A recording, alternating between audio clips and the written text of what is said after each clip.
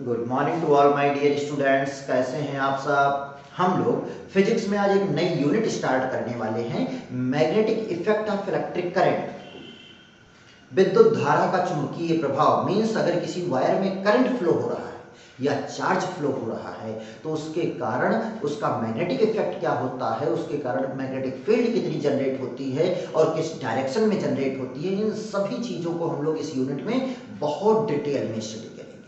लेकिन आज हम लोग इसी लेक्चर में कुछ मेन टॉपिक पढ़ने वाले हैं, जैसे concept of magnetic field, Oersted experiment, Biot Savart's law and magnetic field due to the flow of charge. तो इन सारे टॉपिक को हम लोग आज कवर करने वाले हैं। तो आप लोग पढ़ना शुरू कीजिए, अपना कॉपी और पेन निकाल लीजिए और मेरे साथ नोट्स बनाना शुरू कीजिए। Okay. Magnetic effect of electric current. Magnetic effect of electric current means किसी भी वायर में करंट फ्लो होने के कारण, चार्ज फ्लो होने के कारण उसका मैग्नेटिक इफेक्ट जो होता है, उसको जिस ब्रांच में हम स्टडी करते हैं उस ब्रांच को हम magnetic effect of electric current कहते हैं। इसकी शुरुआत कहाँ से हुई, इसकी खोज किसने की, means father of magnetic effect of electric current कौन है। तो इस नाम को आप लोग नोट कीजिए, हैंस क्रिस्टियन ऑरेस्टेड। इसकी शुरुआत किसने की, हैंस क्रिस्टियन ऑरेस्टेड। अब हम लोग पहला टॉपिक पढ़ते हैं, कॉन्सेप्ट ऑफ मैग्नेटिक फील्ड, चुंबकीय क्षेत्र की संकल्पना। कॉन्सेप्ट ऑफ मैग्नेटिक फील्ड है क्या। अगर हम लोग सोचें कि मैग्नेटिक फील्ड क्या है, तो किसी भी, बहुत सिंपल लैंग्वेज में अगर हम कहें तो किसी भी मैग्नेट के चारों ओर की वो एरिया, चारों ओर का वो स्पेस जिसमें कोई दूसरा मैग्नेट अट्रैक्शन या रिपल्सन फोर्स को फील करता है, उस एरिया को हम कहते हैं मैग्नेटिक फील्ड। किसी भी मैग्नेट के चारों तरफ की वो एरिया जिसमें कोई दूसरा मैग्नेट अट्रैक्शन और रिपल्सन फोर्स को फील करता है, उसे हम क्या कहते हैं, मैग्नेटिक फील्ड। इसी को हम लोग दूसरी लैंग्वेज में बता सकते हैं, जैसे हम लोग सब लोग जानते हैं मैग्नेटिक निडल। मैग्नेटिक निडल को कहीं पर भी अगर फ्रीली अपने रूम में आप मैग्नेटिक निडल सिंपल सा समझिए कि सिंपल सा मैग्नेट है, एक छोटा सा पतला सा मैग्नेट है, उसी को मैग्नेटिक निडल कहते हैं। अगर उस मैग्नेटिक निडल को अगर फ्रीली आप अपने रूम में छोड़ दें, लटका दें, अगर आप मैग्नेटिक निडल को फ्रीली छोड़ दें तो वो हमेशा नॉर्थ साउथ डायरेक्शन में ही ठहरती है। लेकिन अगर उसी को किसी मैग्नेट के पास आप ले जाएंगे, उसी मैग्नेटिक निडल को किसी मैग्नेट के पास ले जाते हैं, तो मैग्नेट के पास ले जाने से वो डिफ्लेक्ट हो जाती है। तो डिफ्लेक्ट क्यों हो रही है, क्योंकि मैग्नेट के पास मैग्नेटिक फील्ड है, तो मैग्नेटिक फील्ड होने के कारण ये डिफ्लेक्ट हो जा रही है। ये मैग्नेटिक निडल जो है अपनी पोजीशन से जो नॉर्थ साउथ डायरेक्शन में थी वो डिफ्लेक्ट हो जाती है, और जो वो डिफ्लेक्ट हो जाती है, क्यों डिफ्लेक्ट हो जाती है, क्योंकि वहां पर मैग्नेटिक फील्ड, मैग्नेटिक फील्ड के कारण ये डिफ्लेक्ट हो रही है। इसका मतलब क्या, इस पर फोर्स लग रहा है या इस पर टॉर्क लग रहा है। अगर इस पर फोर्स लग रहा होता लेफ्ट साइड में तो लेफ्ट साइड जाती, राइट साइड में लग रहा होता तो राइट साइड जाती, ऊपर लग रहा होता तो ये मैग्नेटिक निडल ऊपर की तरफ जाती या नीचे की तरफ जाती, इस तरीके से होता। तो इस पर फोर्स नहीं लग रहा है, पर ये किसी भी डायरेक्शन में मोशन नहीं कर रही है, मीन्स इस पर फोर्स नहीं लग रहा है, इस पर टॉर्क लग रहा है। ये अपनी पोजीशन से घूम जा रही है, डिफ्लेक्ट कर जा रही है, मीन्स इस पर एक टॉर्क लग रहा है, इस पर एक बलाघूर्ण लग रहा है। मीन्स मैग्नेटिक फील्ड है क्या, मैग्नेटिक फील्ड के अंदर अगर कोई भी मैग्नेटिक निडल रख दी जाए तो वो घूम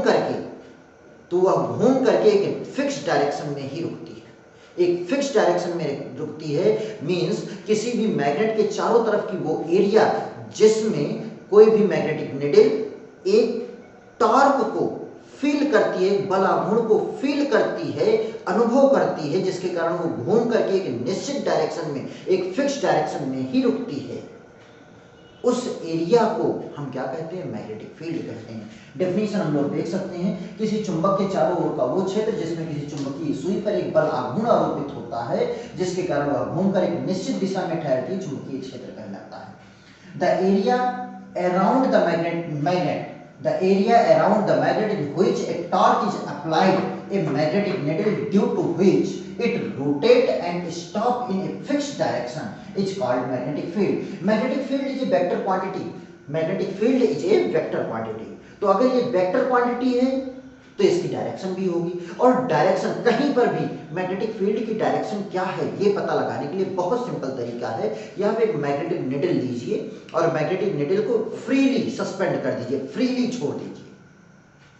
और अगर उस मैग्नेटिक निडल को आप स्वतंत्रता पूर्वक लटका देंगे तो वो जिस भी डायरेक्शन में रुकती है उस डायरेक्शन से उसके नॉर्थ पोल से साउथ पोल की तरफ एक एरो ड्रॉ कीजिए, एक एरो खींच दीजिए, एक लाइन बना दीजिए। वो लाइन, वो एरो ही मैग्नेटिक फील्ड की डायरेक्शन को रिप्रेजेंट करेगी। जैसे यहाँ पर एक मैग्नेटिक निडल है, एक मैग्नेटिक निडल है, मान लीजिए ये इस तरीके से स्वतंत्रता पूर्वक लटकाई गई है और ये इस तरीके से आकर के सस्पेंड हो गई है, रुक गई है।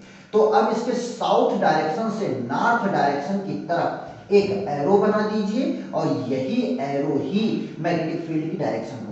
और मैग्नेटिक फील्ड को हम लोग बी से डिनोट करते हैं। आप लोग जैसे इलेक्ट्रिक फील्ड को ई से डिनोट करते थे वैसे ही मैग्नेटिक फील्ड को हम किससे डिनोट करते हैं, बी से डिनोट करते हैं। ओके, अब ये है कि source of magnetic field. Magnetic field का सोर्स क्या है, मैग्नेटिक फील्ड को जनरेट कैसे किया जा सकता है। तो मैग्नेटिक फील्ड को जनरेट करने का सबसे नंबर 1 सबसे सिंपल तरीका है, हमारे पास होना चाहिए परमानेंट मैग्नेट, अस्थायी चुंबक। आपको एक चुंबक ले आकर के दे दिया जाए तो अगर चुंबक आपके पास है तो उसके चारों तरफ मैग्नेटिक फील्ड होगी, जनरेट हो जाएगी।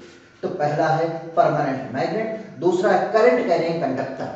मींस अगर कोई करंट कैरिंग कंडक्टर है, कोई आपके पास वायर है, कोई कंडक्टर है जिसमें करंट फ्लो हो रही है तो उसके चारों तरफ एक मैग्नेटिक फील्ड जनरेट हो जाएगी। ये इसके बारे में हम लोग आज ही पढ़ेंगे, आज ही हम लोग पढ़ने वाले हैं और आगे के लेक्चर में भी इसके बारे में पढ़ेंगे। Current carrying circular loop. Current carrying circular loop मतलब अगर कोई चालक है जो कि वृत्ताकार है, सर्कुलर लूप है और उस सर्कुलर लूप में करंट फ्लो हो रही है तो उसके कारण भी मैग्नेटिक फील्ड जनरेट होती है। कैसे जनरेट होती है, कितनी जनरेट होती है, इसको हम लोग अगले लेक्चर में बहुत डिटेल में पढ़ेंगे।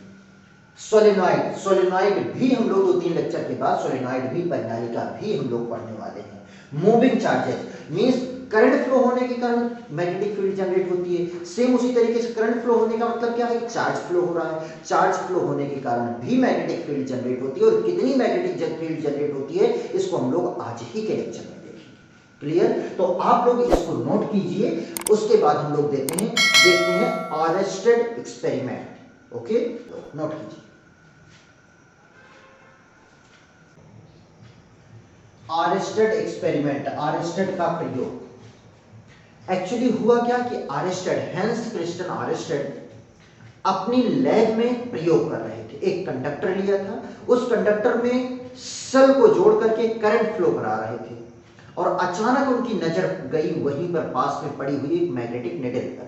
उन्होंने देखा कि जैसे ही इस कंडक्टर में करंट फ्लो किया वैसे ही मैग्नेटिक निडल डिफ्लेक्ट कर गई। अब मैग्नेटिक निडल डिफ्लेक्ट कर गई, इसका मतलब है कि वहां पर मैग्नेटिक फील्ड होना चाहिए। इसी को लेकर के फिर वो आगे एक्सपेरिमेंट करना शुरू किया।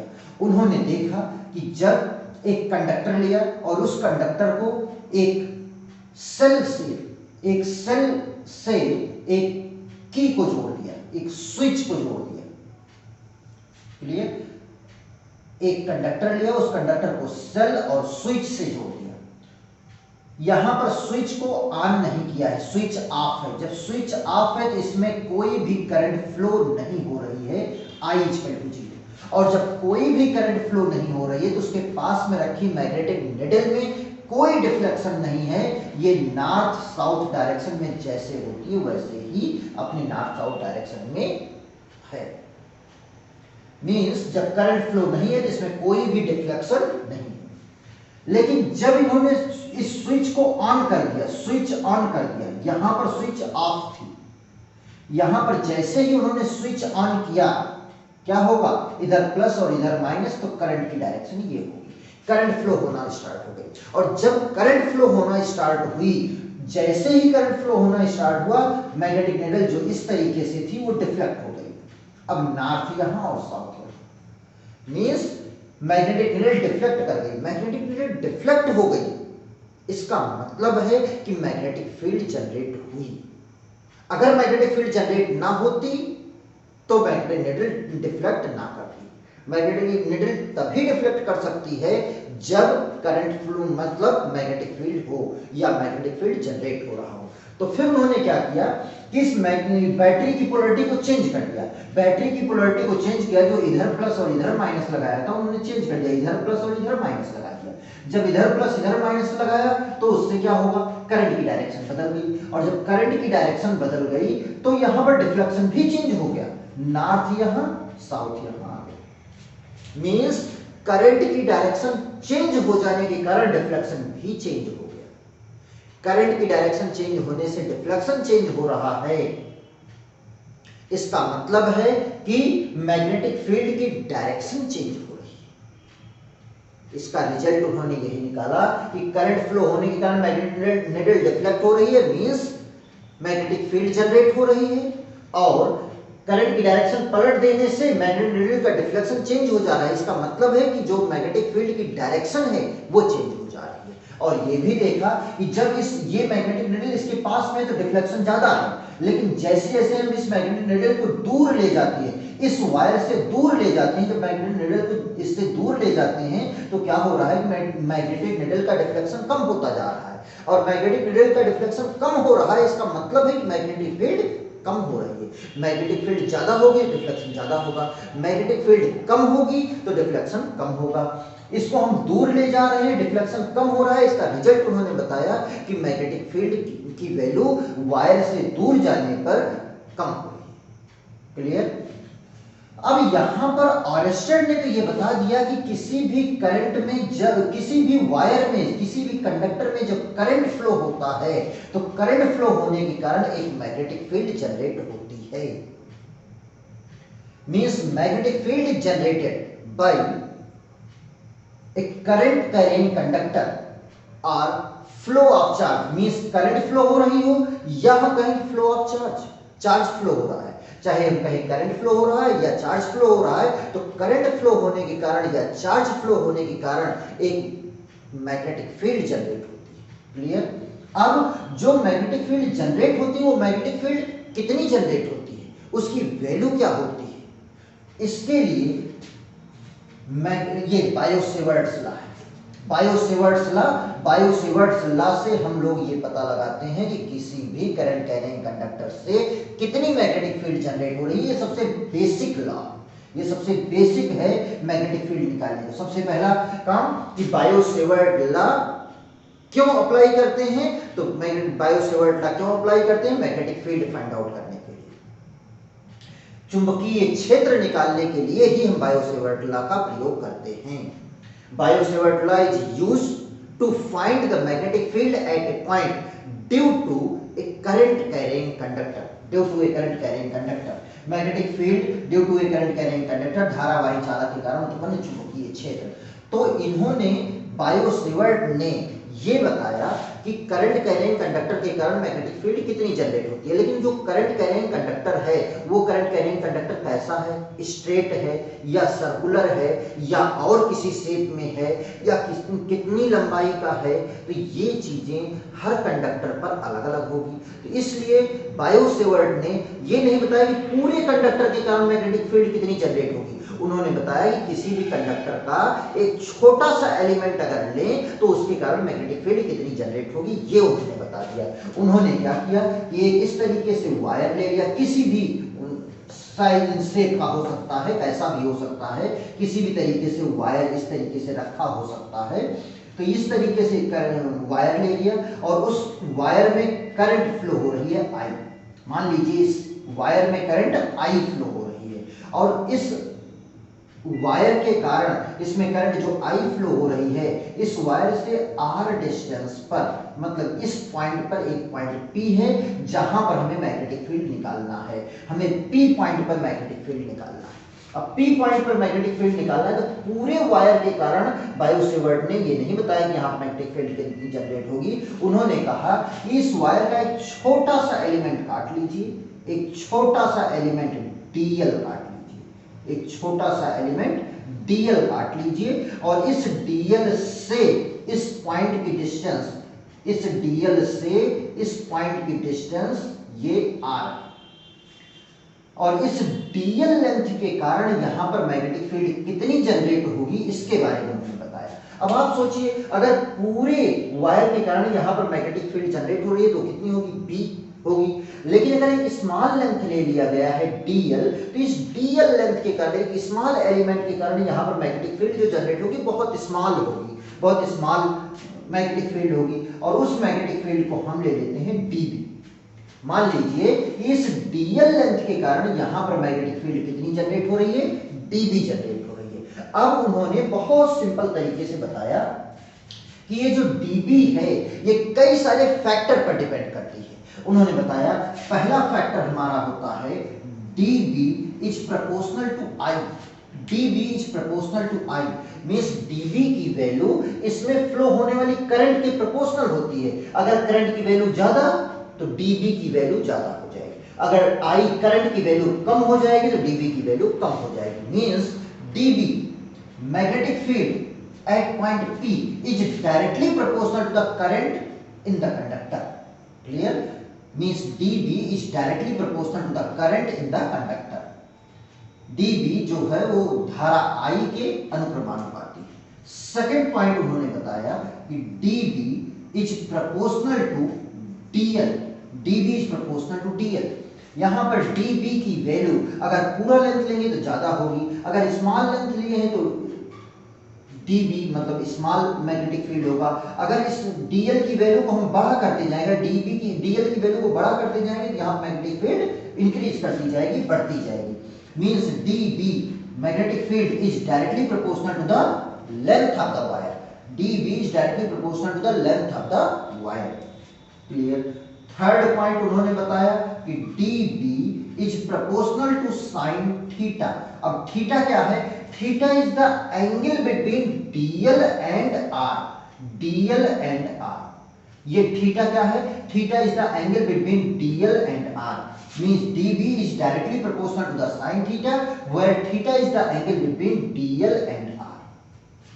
फोर्थ पॉइंट उन्होंने बताया कि dB is inversely proportional to the 1/r², मतलब dB is proportional to 1/r²। Means अगर ये वैल्यू r की वैल्यू अगर कम है तो मैग्नेटिक फील्ड ज्यादा होगी, r की वैल्यू को हम जैसे जैसे बढ़ाते जाएंगे इसकी मैग्नेटिक फील्ड बढ़ती जाएगी। जैसे जैसे हम r की वैल्यू को बढ़ाते जाएंगे मैग्नेटिक फील्ड घटती जाएगी। r की वैल्यू जैसे जैसे बढ़ेगी dB घटेगा, और r की वैल्यू जैसे जैसे कम होगी वैसे वैसे dB की वैल्यू बढ़ेगी। ये चार पॉइंट उन्होंने बताया कि dB is proportional to I, dB is proportional to DL, dB is proportional to sin theta and dB is proportional to 1/r²। अगर इन चारों को हम कंबाइंड कर दें, अगर हम इन चारों को कंबाइंड कर दें तो क्या हम ये लिख सकते हैं कि dB is proportional to I DL sin theta बटे r²। इन चारों इक्वेशन को कंबाइंड करने के बाद हम लिख सकते हैं कि dB is proportional to I DL sin theta upon r²। अब यहाँ प्रोपोर्शनल का है, प्रोपोर्शनल का साइन जब भी हम हटाते हैं, प्रोपोर्शनल का चिन्ह हटा करके हम इक्वल लगाते हैं तो क्या आता है? एक कांस्टेंट आता है, और यहाँ पर कांस्टेंट आता है μ0/4π। μ0/4π I DL sin theta upon r²। यही हमारा बायो-सेवर्ट्स लॉ का फार्मूला है। बायो-सेवर्ट्स लॉ का फार्मूला क्या है? dB is proportional to μ0/4π I DL sin theta upon r², where μ0 क्या होगा, या μ0/4π की वैल्यू कितनी होगी पहले हम ये बता देते हैं। μ0/4π की वैल्यू होती है 10⁻⁻⁷। μ0/4π की वैल्यू कितनी होती है? 10⁻⁻⁷। यूनिट क्या होती है? हमें इस चीज की यूनिट निकालना है। मींस dB जो मैग्नेटिक फील्ड है उसकी यूनिट होती है टेस्ला। टेस्ला r² का हो जाएगा मीटर स्क्वायर, यहां जाएगा तो मीटर स्क्वायर बटे में I एम्पियर, और DL का भी मीटर, 1 मीटर कट जाएगा, मतलब टेस्ला मीटर, टेस्ला इसका हो जाएगा इनटू मीटर बटे एम्पियर। टेस्ला मीटर बटे एम्पियर, टेस्ला मीटर पर एम्पियर, या दूसरा भी होता है वेबर पर एम्पियर मीटर, इसका दूसरा भी होता है weber per ampere metre, weber per ampere metre. इस तरीके से इसकी ये यूनिट हो गई। अब म्यू नॉट जो है उस म्यू नॉट को कहते क्या है? म्यू नॉट को कहते हैं permeability, permeability of free space, permeability of free space. Mu naught is the permeability of free space. निर्वात की चुंबकशीलता, इसे हिंदी में कहते हैं निर्वात की चुंबकशीलता। इसकी वैल्यू मटेरियल के नेचर पर डिपेंड करता है। जो मटेरियल इस पॉइंट P और इस वायर के बीच में अवेलेबल होता है। अगर इसके बीच में वैक्यूम है, अगर इनके बीच में वैक्यूम है तो उसकी वैल्यू कितनी होगी? म्यू नॉट होगी। और म्यू नॉट की वैल्यू अगर यहां से निकालो तो ये निकल जाएगा 4 × 10⁻⁷। अगर कोई अदर मटेरियल इनके बीच में रखा होगा तो म्यू नॉट की वैल्यू चेंज हो जाएगी। क्लियर? और उसको हम आगे बताएंगे कि चेंज होगी तो क्या होगी। ये इतना हो गया, यही हो गया हमारा बायो-सेवर्ट्स लॉ। लेकिन अगर इसी बायो-सेवर्ट्स लॉ की हमें डायरेक्शन भी देखना है, मींस जो मैग्नेटिक फील्ड यहां से जनरेट हुई है उस मैग्नेटिक फील्ड की डायरेक्शन क्या होगी, तो उसकी डायरेक्शन निकालने के लिए हम लोग बायो-सेवर्ट्स लॉ का वेक्टर फॉर्म देखते हैं। तो बायो-सेवर्ट्स लॉ को अगर हम वेक्टर फॉर्म में लिखें, इन वेक्टर फॉर्म, बायो-सेवर्ट्स लॉ को अगर हम वेक्टर फॉर्म में लिखें तो इसे हम लिखेंगे dB vector, dB vector equal to mu naught upon 4 pi, mu naught upon 4 pi I dl cross r, I dl cross r divided by r cube.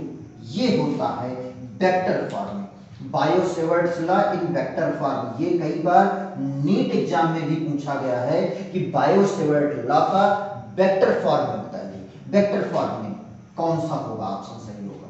तो dB equal to mu naught upon 4 pi I dl cross r divided by r cube. ये और इसी से ये भी आ जाएगा। कैसे आ जाएगा मैं आप लोगों को बता देता हूं।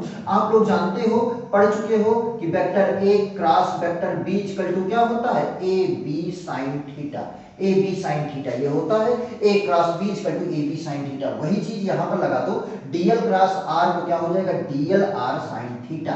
तब ये क्या हो जाएगा? db वेक्टर हटा दीजिए, हम मैग्नीट्यूड लेते हैं, dB equal to mu naught upon 4 pi I, dl cross r को हम लिख सकते हैं वहां से ab sin थीटा, मतलब dl into r into sine theta बटे r क्यूब।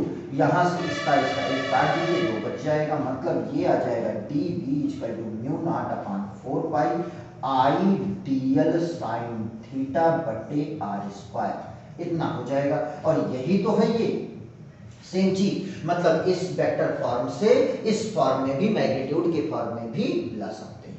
क्लियर? और हम लोग एक चीज ये भी जानते हैं कि इसका फार्मूला होता है a dot b equal to ab sine theta n cap, और इसकी direction means a cross b की जो डायरेक्शन होती है वो a के भी परपेंडिकुलर होता है और b के भी परपेंडिकुलर होता है। क्लियर? मींस अगर यहां से देखो तो dB की डायरेक्शन क्या होगी? dB की डायरेक्शन dl क्रॉस r की डायरेक्शन जो होगी, जो dl क्रॉस r की डायरेक्शन होगी वही dB की डायरेक्शन होगी। तो dl क्रॉस r की डायरेक्शन क्या होगी?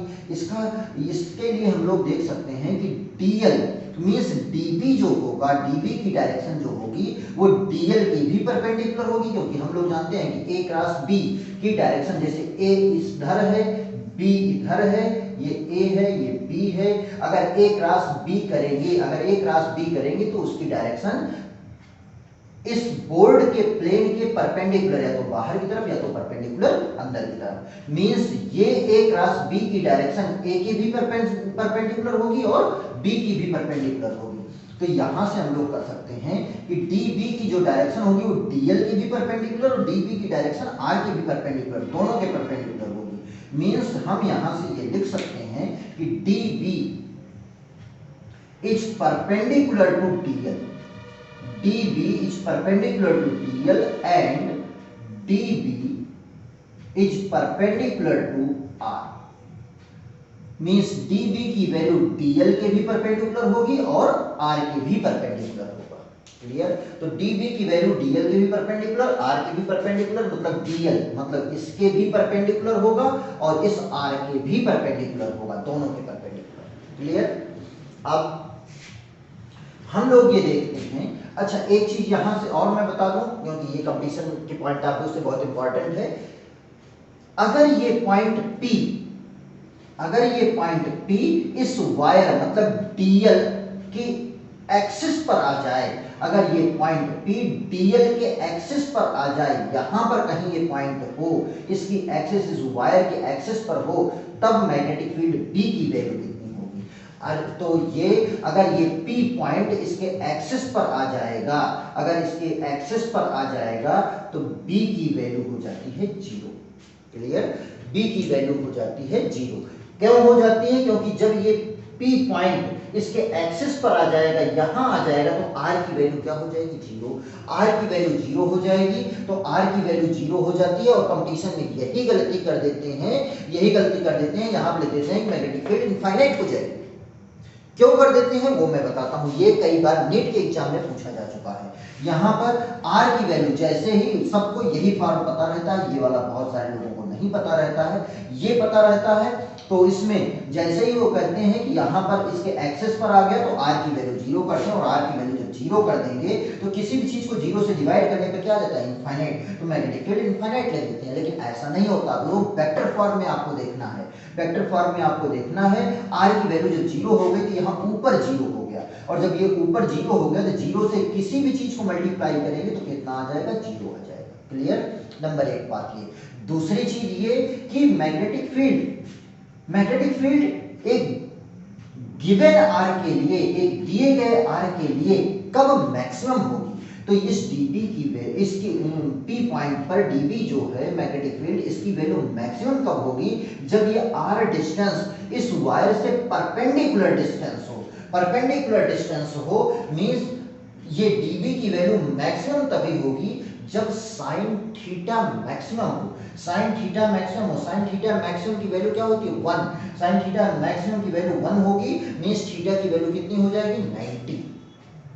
साइन थीटा 1, साइन थीटा 1 मतलब 1 को हम लिख सकते हैं साइन 90, मतलब साइन साइन हटेगा, थीटा इक्वल टू 90, मतलब थीटा की वैल्यू जब 90 होगी तभी dB की वैल्यू मैक्सिमम होगी। क्लियर। इतना हो गया। अब हम लोग इसको मिटा दूं, ऊपर वाला नोट कर लिए होंगे आप लोग, मैं इसको मिटा देता हूं। हम लोग देखते हैं डायरेक्शन। क्या देखते हैं? हम लोग देखते हैं कि मैग्नेटिक फील्ड की डायरेक्शन क्या होगी। Direction of magnetic field.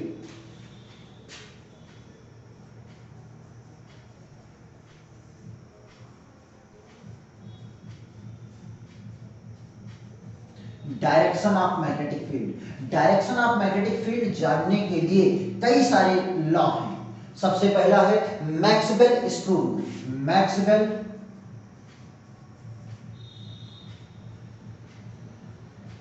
Screw rule. Second भी हम लोग राइट हैंड थंब रूल भी लगाते हैं। Right hand thumb rule. Third भी है राइट हैंड पाल रूल। राइट हैंड पाल रूल। राइट हैंड पाल रूल। मैक्सवेल का स्क्रू रूल, दाहिने हाथ के अंगूठे का नियम, दाहिने हाथ के हथेली का नियम, इस तरीके से कई सारे नियम लगा करके हम मैग्नेटिक फील्ड की डायरेक्शन को फाइंड आउट कर सकते हैं। लेकिन अगर हम यहां पर बेसिकली देखना चाहें कि अगर हम लोगों को ये रूल ना पता हो और हम पता करना चाहें कि P पॉइंट पर जो मैग्नेटिक फील्ड है, P पॉइंट पर जो मैग्नेटिक फील्ड है उसकी डायरेक्शन क्या होगी, तो हम लोग कैसे देखेंगे? जैसे A क्रॉस B की डायरेक्शन देखना होता है तो हम क्या करते हैं? A क्रॉस B है तो A क्रॉस B है मतलब हम A से B की तरफ, A से B अपने हाथ को या स्क्रू लो, उस स्क्रू को यही मैक्सवेल का स्क्रू रूल ही है, उस स्क्रू को यहां पर रखिए और A से B की तरफ, A से B की तरफ घुमाइए, A से B की तरफ घुमाएंगे। जैसे ही A से B की तरफ घूमेगा, अब वो पेच जो स्क्रू लगाए हुए हैं वो पेज अगर अंदर की तरफ जा रहा है तो मैग्नेटिक फील्ड अंदर की तरफ, पेज बाहर की तरफ आ रहा है मैग्नेटिक फील्ड अंदर की तरफ। यहां पर क्या होगा कि इस तरफ है, इस तरफ से इस तरफ हम घुमा रहे हैं, ए से बी की तरफ घुमा रहे हैं, और जब ए से बी की तरफ घुमाएंगे तो पेज क्या होगा, पेज बाहर आएगा।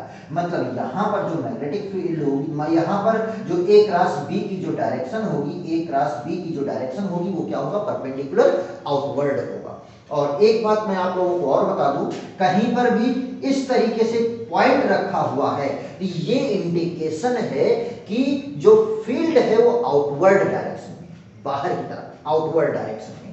अगर ये आउटवर्ड डायरेक्शन को रिप्रेजेंट करती है, आउटवर्ड, यहां पर हम लोग इस मैग्नेटिक फील्ड में इसका बहुत ज्यादा उपयोग करने वाले हैं। अगर कहीं पर क्रॉस लिखा हुआ है इस तरीके से तो ये इनवर्ड डायरेक्शन, ये क्या है, इनवर्ड डायरेक्शन को मींस परपेंडिकुलर अंदर की तरफ, ये डॉट है तो परपेंडिकुलर बाहर की तरफ। यहां पर अगर ये मैग्नेटिक फील्ड डिनोट कर रहा है तो ये डॉट लगा हुआ है इस तरीके से, इसका मतलब मैग्नेटिक फील्ड परपेंडिकुलर आउटवर्ड है। यहां क्रॉस लगा हुआ है मींस परपेंडिकुलर अंदर की तरफ है। अगर करंट है, अगर ये करंट लिखा हुआ है तो इसका मतलब करंट परपेंडिकुलर बाहर की तरफ है, यहां पर करंट परपेंडिकुलर अंदर की तरफ है। क्लियर। अब यहां पर हम लोग मैग्नेटिक फील्ड देखना है हम लोगों को, तो मैग्नेटिक फील्ड देखने के लिए डीबी की डायरेक्शन देखने के लिए हम क्या करेंगे, डीएल क्रॉस आर है, तो डीएल डीबी की डायरेक्शन वही होगी जो डीएल क्रॉस आर की डायरेक्शन होगी। अब डीएल से आर की तरफ मींस स्क्रू लीजिए, उस स्क्रू को डीएल से आर की तरफ घुमाइए, डीएल से आर की तरफ घुमाइए, इधर से इधर की तरफ घुमाइए, और जो डीएल से आर की तरफ घुमाएंगे तो पेंच क्या हो रहा है, अंदर की तरफ जा रहा है। पेंच अंदर की तरफ जा रहा है मींस यहां पर मैग्नेटिक फील्ड इस तरीके से होगी, मींस परपेंडिकुलर अंदर की तरफ। क्लियर। तो यहां से हो गया परपेंडिकुलर अंदर की तरफ। और मैक्सवेल का इसको रूल भी है कि यहां पर मैग्नेटिक फील्ड, यहां पर स्क्रू ड्राइवर रखिए और डीएल से आर की तरफ रोटेट कीजिए, डीएल से आर की तरफ रोटेट कीजिए। अब अगर मैग्नेटिक फील्ड अंदर की तरफ जा रही है, अंदर की तरफ मतलब पेंच अंदर की तरफ जा रहा है तो मैग्नेटिक फील्ड अंदर की तरफ होगी, अगर पेंच बाहर की तरफ आ रहा है तो मैग्नेटिक फील्ड बाहर की तरफ होगी। ये तो आप लोग समझ गए। अब दूसरा है right hand thumb rule. Right hand thumb rule क्या है, राइट हैंड थंब रूल बहुत ही आसान है। हम अपने इस हाथ को इस तरीके से रखो कि डीएल से आर की तरफ हमें मोड़ना है, हमें इस हाथ को डीएल से आर की तरफ मोड़ेंगे तो अंगूठा घुमाएंगे, मतलब डीएल से आर की तरफ घुमाएंगे तो अंगूठा जो होगा, जो थंब होगा, वो मैग्नेटिक फील्ड की डायरेक्शन को रिप्रेजेंट कर देगा। अब यहां पर देखो डीएल से आर की तरफ, ये डीएल है, डीएल से हम आर की तरफ मोड़ रहे हैं, डीएल से आर की तरफ, और जब डीएल से आर की तरफ दाहिना हाथ है, right hand rule, right hand, तो डीएल से आर की तरफ जब हम मोड़ रहे हैं, डीएल से आर की तरफ मोड़ रहे हैं तो अंगूठा क्या है, अंदर की तरफ जा रहा है, अंगूठा अंदर की तरफ जा रहा है, थंब अंदर की तरफ रिप्रेजेंट कर रहा है, मींस यहां पर मैग्नेटिक फील्ड क्या होगी, अंदर की तरफ होगी। क्लियर। दूसरा है राइट हैंड पाल रूल। राइट हैंड पाल रूल, दाहिने हाथ की हथेली का नियम। ये क्या होता है, बहुत सिंपल, कि हम अपने चारों फिंगर को उस पॉइंट की ओर रखते हैं, हम अपने चारों फिंगर को उस पॉइंट की ओर रखते हैं जहां पर हमें मैग्नेटिक फील्ड निकालना है, और थंब को हम उस डायरेक्शन में रखते हैं जिधर करंट फ्लो हो रही है। तो जो पाल है, जो हमारी हथेली है, वो अपने आप मैग्नेटिक फील्ड की डायरेक्शन को रिप्रेजेंट कर देगी। हमें यहां पर मैग्नेटिक फील्ड निकालना है तो चारों उंगलियों को इस तरफ रखेंगे, करंट ऊपर की तरफ है तो करंट ऊपर की तरफ है तो अंगूठा हमारा, थंब जो है वो करंट की डायरेक्शन में, चारों उंगलियां उस पॉइंट की ओर इंडिकेट कर रही हैं जहां पर मैग्नेटिक फील्ड निकालना है। तो हथेली जो पाल है वो पाल किधर जा रहा है, अंदर की तरफ, अंदर की तरफ जा रहा है, अंदर की तरफ है, मींस मैग्नेटिक फील्ड क्या होगी, अंदर की तरफ होगी। क्लियर। तो मैग्नेटिक फील्ड की डायरेक्शन निकालना आप लोग जान गए होंगे। अब मैं कुछ एग्जांपल से आप लोगों को बता देता हूं मैग्नेटिक फील्ड की डायरेक्शन यहां पर देखिए और आप लोग बताइए कि किस डायरेक्शन में होगा। मान लीजिए कि करंट इस डायरेक्शन में फ्लो हो रही है, मान लीजिए कि करंट इस डायरेक्शन में फ्लो हो रही है, मैग्नेटिक फील्ड हमें यहां पर बताना है, पी पॉइंट यहां है, मैग्नेटिक फील्ड यहां पर है, मैग्नेटिक फील्ड यहां पर निकालना है, कैसे निकलेगा आप लोग बताइए। तो मैग्नेटिक फील्ड यहां पर कैसे निकल सकता है, अभी अभी मैंने बताया कि हम अपने चारों उंगलियों को उस पॉइंट की ओर इंडिकेट करो जहां मैग्नेटिक फील्ड निकाल रहा है, और अंगूठा जो होगा वो करंट की डायरेक्शन में होगा, चारों उंगलियों को पी पॉइंट की ओर, ये थंब करंट की डायरेक्शन में, तो क्या होगा, मैग्नेटिक फील्ड बाहर की तरफ। मैग्नेटिक फील्ड बाहर की तरफ, मींस यहां पर मैग्नेटिक फील्ड क्या होगी, बाहर की तरफ होगी। अगर हम इधर देखें तो इधर मैग्नेटिक फील्ड किस डायरेक्शन में होगी, तो हम क्या होगा, मैग्नेटिक फील्ड की डायरेक्शन में, मैग्नेटिक फील्ड की डायरेक्शन में चारों उंगलियों को उस पॉइंट की ओर इंडिकेट करो जहां मैग्नेटिक फील्ड निकालना है, हमें क्यू पर निकालना है। अंगूठा करंट की डायरेक्शन में, तो पाल किधर जा रहा है, हथेली किधर जा रही है, अंदर की तरफ, हथेली अंदर की तरफ, मींस मैग्नेटिक फील्ड इधर अंदर की तरफ है। इधर मैग्नेटिक फील्ड बाहर की तरफ, इधर मैग्नेटिक फील्ड अंदर की तरफ। क्लियर। और दूसरे तरीके से हम लोग ये भी कर सकते हैं, दूसरा एक ये भी तरीका होता है कि अंगूठा, यही है राइट हैंड थंब रूल, अंगूठा करंट की डायरेक्शन में रखो, अंगूठा करंट की डायरेक्शन में रखो और चारों उंगलियों को कर्ल करो। चारों उंगलियां जिस तरफ कर्ल होती हैं वही मैग्नेटिक फील्ड की डायरेक्शन को रिप्रेजेंट करती हैं। जैसे यहां पर है, हम करंट की डायरेक्शन में रख दिया, अंगूठा करंट की डायरेक्शन में, चारों उंगलियां जब कर्ल होंगी तो यहां पर किधर हो रही है, अंदर की तरफ जा रही है, अंदर की तरफ जा रही है मैग्नेटिक फील्ड अंदर की तरफ। यहां पर अगर देखें तो मैग्नेटिक फील्ड यहां पर अंदर की ओर जा रही है और इधर क्या हो रही है, इधर बाहर की तरफ आ रही है। सेम ऐसे ही मान लीजिए करंट इस तरीके से फ्लो हो रही है, करंट इस तरीके से, यहां पर मैग्नेटिक फील्ड हमें निकालना है, क्या होगा, अंगूठे को करंट की डायरेक्शन में रखो, यहां पर मैग्नेटिक फील्ड क्या हो रही है, अंदर की तरफ जा रही है, मैग्नेटिक फील्ड अंदर की तरफ जा रही है, अंदर की तरफ कर्ल हो रही है, इसलिए मैग्नेटिक फील्ड यहां पर क्या होगी, अंदर की तरफ होगी। क्लियर। अच्छा, ऐसे ही मान लीजिए कि यहां पर ये करंट दिखा दिया गया, ये करंट है, करंट की डायरेक्शन ये क्या इंडिकेट कर रही है कि परपेंडिकुलर बाहर की तरफ करंट है, परपेंडिकुलर बाहर की तरफ करंट है, और यहां से r डिस्टेंस पर एक पॉइंट P है जहां हमें मैग्नेटिक फील्ड निकालना है। तो मैग्नेटिक फील्ड की डायरेक्शन क्या होगी, अब यहां पर देखो, करंट क्या है, परपेंडिकुलर बाहर की ओर, मींस हम अंगूठे को, थंब को करंट की डायरेक्शन में रखेंगे बाहर की तरफ, बाहर की तरफ, और उसके बाद चारों उंगलियों को कर्ल करो, और जब चारों उंगलियां कर्ल करेंगे तो कर्ल करेंगे तो ये क्या होगा, ऊपर की तरफ होगा, चारों उंगलियों को कर्ल करेंगे तो ये ऊपर की तरफ होगा। ये मैग्नेटिक फील्ड की डायरेक्शन होगी, ये इस तरीके से मैग्नेटिक फील्ड की डायरेक्शन बी की डायरेक्शन। अच्छा, ये वाला एंगल कितना होगा, ये वाला एंगल 90 डिग्री होगा। क्यों 90 डिग्री होगा, किसी और एंगल पर क्यों नहीं लग सकता, ये इस तरीके से है, इस तरीके से हम लगा रहे हैं, ये एंगल तो पता नहीं है 90 डिग्री क्यों है, क्योंकि हमने यहाँ पर देखा है कि डी बी जो है वो आर के हमेशा परपेंडिकुलर होगा। डी बी मतलब डी मैग्नेटिक फील्ड आर के परपेंडिकुलर होगा, आर के परपेंडिकुलर होगा, तो डी बी जो है वो आर के परपेंडिकुलर है। और डीएल भी, डीएल किधर लेते हैं हम, करंट की डायरेक्शन में ही तो डीएल लेते हैं, डीएल हमेशा करंट की डायरेक्शन में ही लेंगे, तो डीएल करंट की डायरेक्शन लेंगे, करंट बाहर की तरफ है, मतलब डीएल की डायरेक्शन परपेंडिकुलर बाहर की ओर है, और ये परपेंडिकुलर बाहर की ओर, और डीबी की डायरेक्शन ये है, मतलब ये एक दूसरे के क्या है, परपेंडिकुलर है, ये एक दूसरे के, ये मैग्नेटिक, ये है करंट की डायरेक्शन बाहर की तरफ, मैग्नेटिक फील्ड की डायरेक्शन ये, अगर इन दोनों को मिलाए तो इस तरीके से ये दोनों एक दूसरे के क्या है, परपेंडिकुलर है। क्लियर। अब ऐसे ही मान लीजिए करंट इस तरीके से यहाँ अंदर की तरफ है, करंट की डायरेक्शन क्या है, परपेंडिकुलर अंदर की तरफ, और हमें मैग्नेटिक फील्ड यहाँ पर निकालना है, मैग्नेटिक फील्ड यहाँ पर निकालना है, मैग्नेटिक फील्ड की डायरेक्शन क्या होगी, अंगूठे को हम अंदर की तरफ रखेंगे क्योंकि करंट अंदर की तरफ है, चारों उंगलियों को कर्ल करो, चारों उंगलियों को कर्ल करेंगे, और जब चारों उंगलियों को कर्ल करेंगे तो ये मैग्नेटिक फील्ड की डायरेक्शन कुछ ये आएगी, ये आर है, ये भी एंगल कितना होगा, 90 डिग्री। क्यों, क्योंकि ये आर डीबी जो होगा वो आर के परपेंडिकुलर होगा और डीएल के भी परपेंडिकुलर होगा। क्लियर। तो आप लोग इन सारी चीजों को नोट कीजिए, उसके बाद हम लोग देखते हैं magnetic field due to a charge, flow of charge, magnetic field due to the flow of charge. एक चीज मैं आप लोगों को और बता दूं कि यहां पर जो मैग्नेटिक फील्ड जनरेट हो रही है, इस मैग्नेटिक फील्ड की यूनिट क्या होती है, unit of magnetic field, unit of magnetic field, magnetic field B, इसकी यूनिट होती है, इसकी यूनिट, वैसे तो इसकी यूनिट आर्स्टेड भी होती है, दूसरा इसका सबसे फेमस टेस्ला, सबसे ज्यादा यूज होने वाला टेस्ला, ये है यसाई सिस्टम में, यसाई सिस्टम ऑफ यूनिट में टेस्ला होता है। अगर सीजीएस सिस्टम में लगाएं तो इसका गॉस भी होता है, इसका क्या होता है, गॉस, और one gauss equal to 10⁻⁴ tesla, 1 gauss is equal to 1 gauss is equal to 10 की पावर -4 टेस्ला।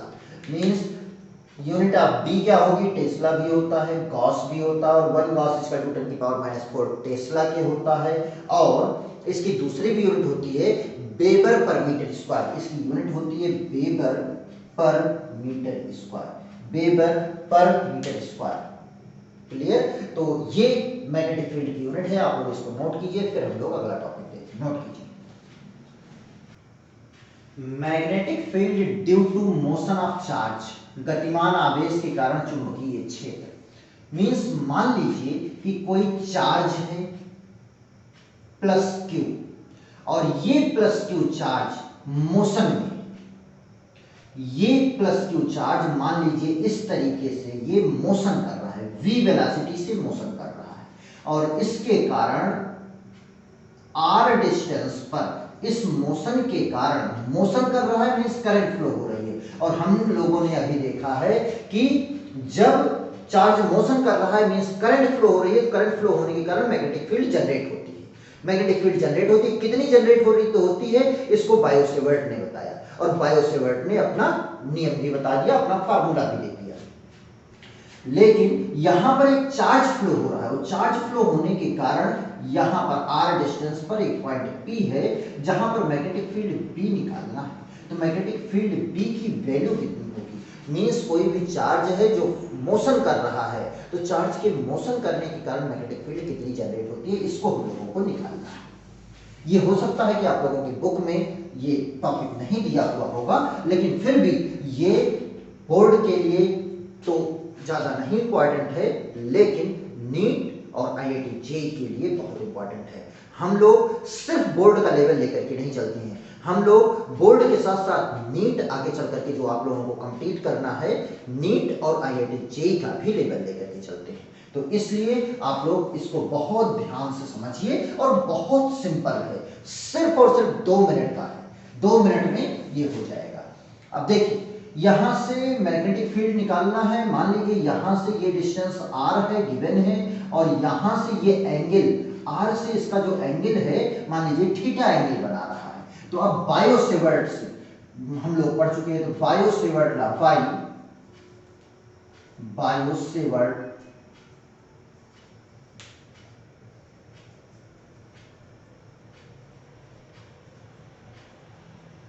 बायो-सेवर्ट लॉ, तो बायो-सेवर्ट लॉ है क्या, बायो-सेवर्ट लॉ था dB इक्वल टू क्या था, mu naught upon 4 pi I dl sine theta by r square. Clear?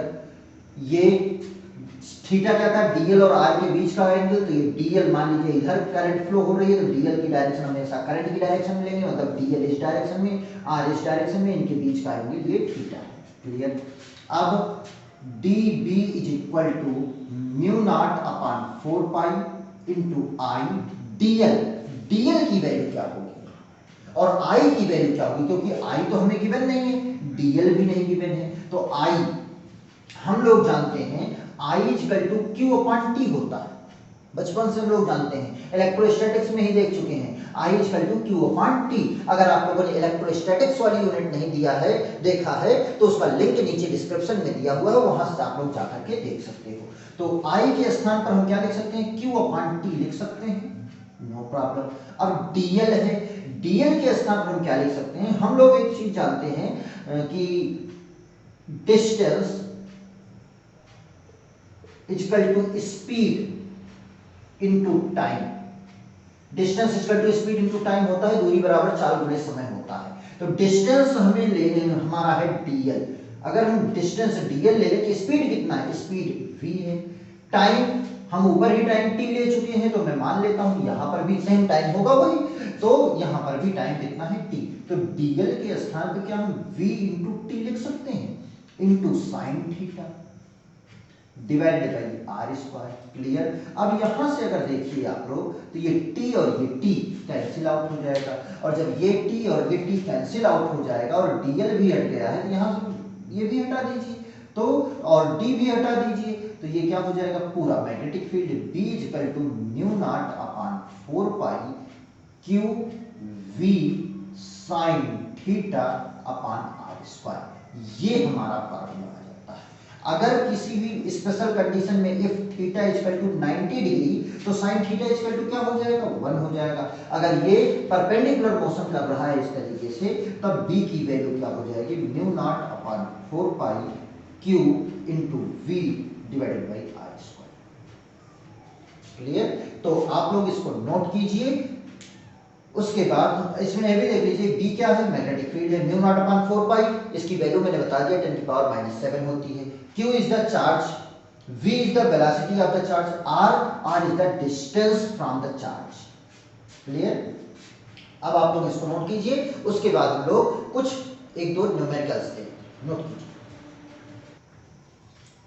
हमारा first numerical है a charge of 1 coulomb. A charge of 1 coulomb means q की value है 1 coulomb is moving with velocity v equal to 2 into 10 की power 7 metre per second in plus x direction. Means जो हमारा charge है वो plus x direction में move कर रहा है।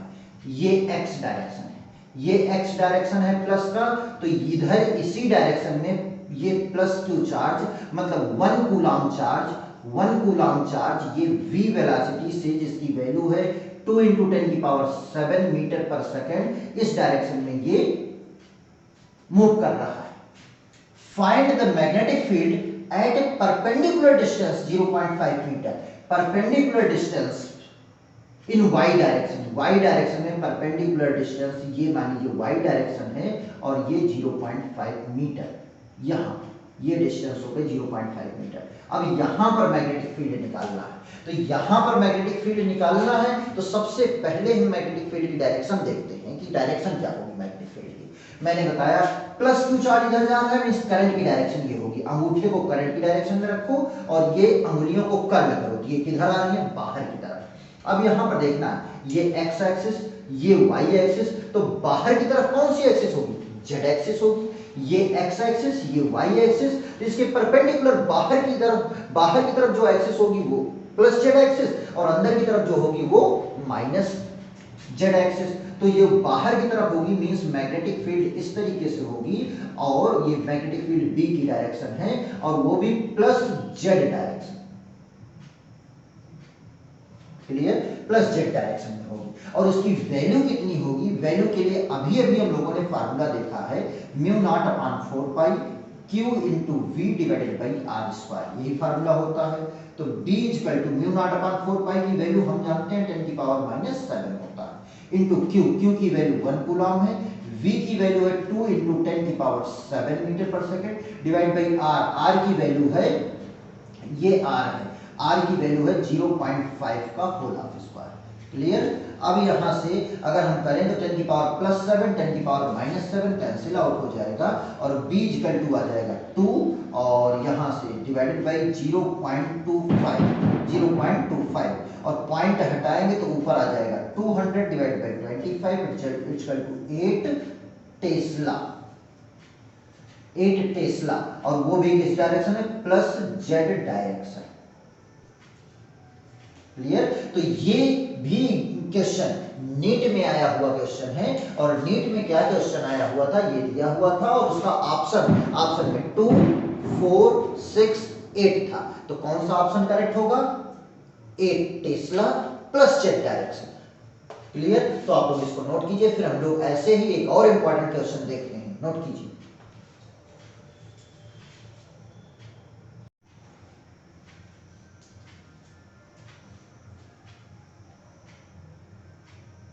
अगला क्वेश्चन है हमारा ए पार्टिकल कैरिंग ए चार्ज। देखिए जो हिंदी मीडियम वाले स्टूडेंट हैं वो लोग ऐसा मत सोचें कि ये इंग्लिश में लिखा हुआ तो मुझे समझ में नहीं आएगा, क्योंकि मैं एक्सप्लेन कर देता हूं और जब मैं एक्सप्लेन कर रहा हूं तो आप लोगों को पूरी तरीके से 100% समझ में आएगा और आप लोगों को भी ये कोशिश करना चाहिए, अगर इंग्लिश में लिखा हुआ है तो आप लोगों को समझना चाहिए। चलिए, a particle carrying a charge equal to 100 times the charge of on an electron.